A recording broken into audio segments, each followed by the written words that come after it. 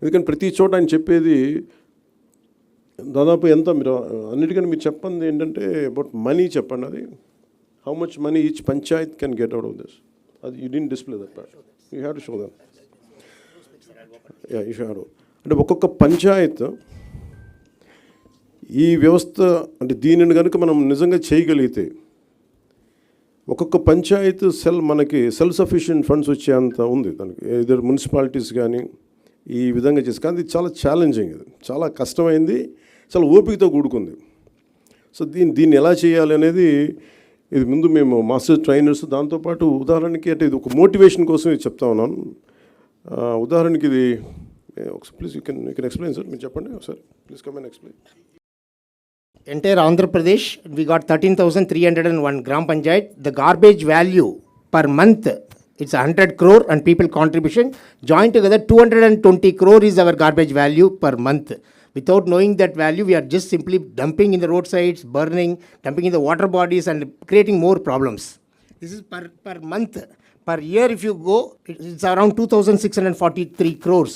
It will be generated only in rural area. It's not urban, only rural. Through this, 2.45 lakhs women self-help group members per month, 9,000 rupees they will get. That much of people, we can generate jobs, non-stop resource which is going to come.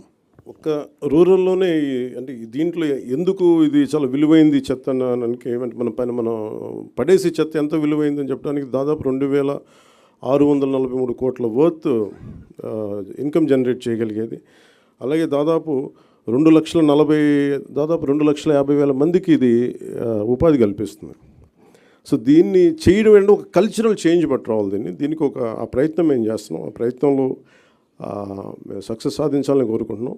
అలాగే మీ సలహాలు మీ సూచనలు ఏదైనా ఉంటే who're want to be a part of this మనకి Swachhandhra corporation ద్వారా దీన్ని ముందుకు తీసుకెళ్తాం. అలాగే పిఆర్ పంచాయతీరాజ్ డిపార్ట్మెంట్ కూడా దీంట్లో యాక్టివ్గా ఉంటుంది. అంటే బేసిక్ కనీసం మనం ఇవ్వగలిగేది శుభ్రమైన పరిసరాలు. స్కూల్స్లో చూస్తే ఇందాక భీమవరంలో కూడా ఒక స్కూల్ చూస్తే ఆ స్కూల్ మొత్తం డంపింగ్ యార్డ్లో చేశారు. పిల్లలు ఎలా చదువుకుంటారు అక్కడ? అలాంటి పరిస్థితులు. అందుకే స్కూల్స్ పిల్లలు కూడా రావడం మానేశారు. సో అలాంటి చోట తిరిగి to reclaim the intended purpose కోసం కట్టిన బిల్డింగ్ని ఎలాగ రీక్లెయిమ్ చేయాలి, వీటన్నిటి మీద ఒక ప్రయత్నం జరుగుతుంది. సో దాంట్లో భాగంగానే ఈ మీడియా ఇంటరాక్షన్. సో ఒకసారి మీరు మీ సహాయ సహకారాలు కావాలి. ఇట్ ఇస్ మోర్ ఆఫ్ కల్చరల్గా ప్రతి ఒక్కరికి దీని అవగాహన పెంచాలి. నేను మీడియా నుంచి వచ్చిన మీ సన్నిహితులకి మిత్రులందరికీ నేను కోరుకుంటుంది ఈ అవగాహన మీరు కొంచెం సగటు మనిషిలో కానీ పెంచగలిగితే మీ ద్వారా మీ మాధ్యమాల ద్వారా అది నిజంగా మాకు ఒక మోటివేషన్లా ఉంటుంది. అందుకే మీ సహాయ సహకారాలు కోరుకుంటూ సెలవు తీసుకున్నాను. Thank you sir. చెప్పండి.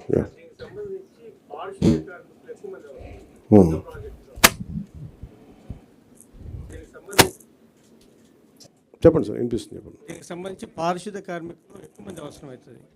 ఇప్పటికే పారిశుద్ధ కార్మికులకు చాలా నెలలుగా వాళ్ళకు జీతాలు కాబట్టి దీన్ని ఎట్లా అధిగమిస్తారు? దీనికి సంబంధించి ఏదైనా ప్రాజెక్ట్ అంటే ఈ ఇన్కమ్ వచ్చే ఇన్కమ్ని వాళ్ళకి జనరేట్ అయ్యేలాగే ఏదో ఒక కాన్సెప్ట్ ఉంది. అంటే అందుకని ఇవన్నీ మాకు ఇవన్నీ కాన్సెప్ట్ ఓరియంటెడ్లో ఉన్నాయి. లార్జ్ స్కేల్లో ఒక చిన్న గ్రామాల్లో చేశారు. ఇప్పుడు దాకా ఒక 2-3 జూపూడి లాంటి గ్రామాలు 2-3 గ్రామాల్లో చేశారు. ఇప్పుడు మీరు అడిగే వాటన్నిటికీ ఏమేమి ఇబ్బందులు వస్తాయి ఇవన్నీ, అందుకని that's why we said pilot project. అసలు ఏమేమి వస్తాయి అనేది ముందు మాకు అవగాహన పెంచుకోవడానికి ప్రయత్నం చేస్తా ఉన్నాం సార్.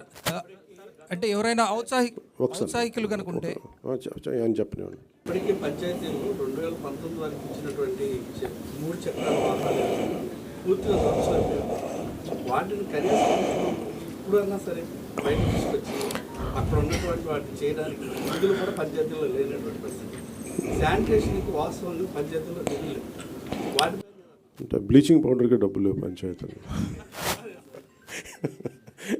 ఇట్స్ అంటే మేమేమనుకున్నా అంటే there lot of challenging situations ఉన్నాయి. అంటే మనిషి ఛాలెంజ్ ఉంటేనే కదా ఎదుగుతాడు. So we are take it in a very positive note. Will see how it we take it forward. పంచాయతీలకి నిధులు అంటే మెయిన్ ఇప్పుడు ఉదాహరణకి పంచాయతీల్లో నిధులు ఎలా కావాలంటే శ్రీనివాసన్ గారు కాకుండా చాలామంది ఔత్సాహిక రైతాంగం చాలామంది వచ్చి పంచాయతీలకి నిధులు ఏంటి అనేది నేను ఒకసారి సజెషన్ అడిగితే కొంతమంది ఒక కొబ్బరి చెట్టు ఎంత సార్ అది how much coconut tree wood yield income for each panchayat? You can say it from there. Actually, in this liquid resource management, we are planning to plant coconut trees for every 30 feet in the roadsides where there is no electric line, telephone lines, and also there enough soil in the roadside. Through that, for example, 5,000 coconut trees if you are planting in the roadsides of the Gram Panchayat, where these coconut trees require only the grey water which is coming in the wastewater drainage.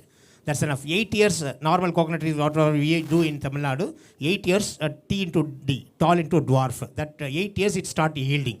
That means from today, 8 years onwards, they'll get minimum 1 crore rupees as a auction of the coconut trees directly. So that, because I traveled all over India, I know that North India, the tender coconut is great demand, where they never grow there. So we have to send a lot of tender coconut. So that's how village Panchayat will get the support. Thank you sir no చెప్తానండి first బేసిక్గా పంచాయత్స్కి డబ్బులు లేవు. ఇప్పుడు ఒక్కొక్క పంచాయతీకి వచ్చిన డబ్బుల్ని కాన్స్టెంట్గా ఇది మన స్వచ్ఛాంధ్ర కార్పొరేషన్ కానీ ఇవన్నీ చూస్తే మీకు గాంధీ గారిలో ఆయన ఇష్టమైన కళ్ళద్దాలు ఆయన పెట్టుకునే కళ్ళద్దాలు కనిపిస్తాయి. ఇది ఏంటంటే ఇది గాంధీ గారి ఆశయాలని ముందుకు తీసుకెళ్ళడానికి. కాదు పంచాయతీలని నిర్వీర్యం చేశాం. కారణాలు మేబీ పొలిటికల్ కారణాలు కావచ్చు, మేబీ అడ్మినిస్ట్రేటివ్ ఇష్యూస్ కావచ్చు, కానీ పంచాయతీలని సమూలంగా ఒక ప్రక్షాళన జరగాల్సిన అవసరం ఉంది. స్వయం సమృద్ధి పంచాయతీల మీదే మా దృష్టి ఉంది. దాంట్లో భాగంగానే ఈ మనకి దాని ఇన్కమ్ సహజంగా వాటిని పెంచుకునేలా ఎలా ఉండాలి దీంట్లో ముందుకు తీసుకెళ్తున్నాం, ఆలోచన చేస్తున్నాం. ఏదైతే సమస్య ఉందో ఇప్పుడు ఈ ప్రాజెక్ట్ అనేది రాబోయే రోజుల్లో సమస్య రాకుండా, సో ఇప్పటి వరకు చాలా చోట్ల ఎక్కడ డంప్ లేదు, కాలువలు కానీ చెరువులు కానీ స్కీమ్స్ కానీ ఎక్కడెక్కడ పొల్యూట్ అయిపోయింది. బట్ దానికి సొల్యూషన్ దాన్ని ఏం చేస్తారు? ఇది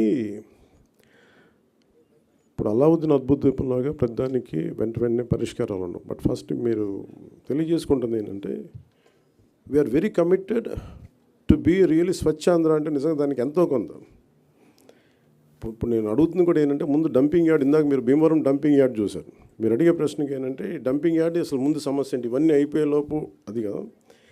అందుకే దీన్ని ఒక కష్ట నష్టాలు అర్థం చేసుకోవడానికి ముందు మేము పిఠాపురమో లేదా కొంత భీమవరం డంపింగ్ యార్డ్ తీసుకున్నాం. భీమవరం డంపింగ్ యార్డ్కి ఏంటంటే ఈయన కొంచెం ఎలాబరేట్గా మీ తర్వాత ఇప్పుడు ఎవరు ఇంట్రెస్టెడ్ మీరు ఎవరిని అడిగినా ఆయన చాలా డీటెయిల్గా చెప్తారు. ఉదాహరణకి ఆయన ఛత్తీస్గఢ్లో, ఐ థింక్ యూ హ్యాడ్ నేను ఛత్తీస్గఢ్ సార్, యా అంబికా హర్యానా ఛత్తీస్గఢ్ అంబికాపూర్లో ఆయన ప్రత్యేకించి ఒక ప్రాజెక్ట్ చేశారు. ఇలాగ మనకి ఒక డంపింగ్ యార్డ్ ఉంది, ఒక 20 acres dumping yard, and he made it very beautiful.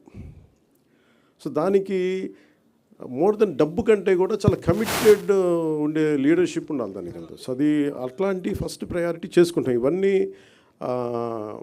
ఒకటి అర్బన్ కింద వస్తుంది, కొంత పంచాయతీ నా కిందంతా నేను మాట్లాడగలిగేది పంచాయతీరాజ్ కింద వస్తే, భీమవరం నా కింద రాదు. బట్ స్టిల్ నేను అర్బన్ డెవలప్ మినిస్టర్ మన నారాయణ గారితో కూర్చోబెట్టి మున్సిపాలిటీకి సంబంధించి మేము కూర్చొని దాని మీద ఒక ప్రతిపాదన తీసుకురావాలి. ముందు దీన్ని ఇనిషియేట్ చేస్తాను త్రూ ఫ్రమ్ పిఆర్.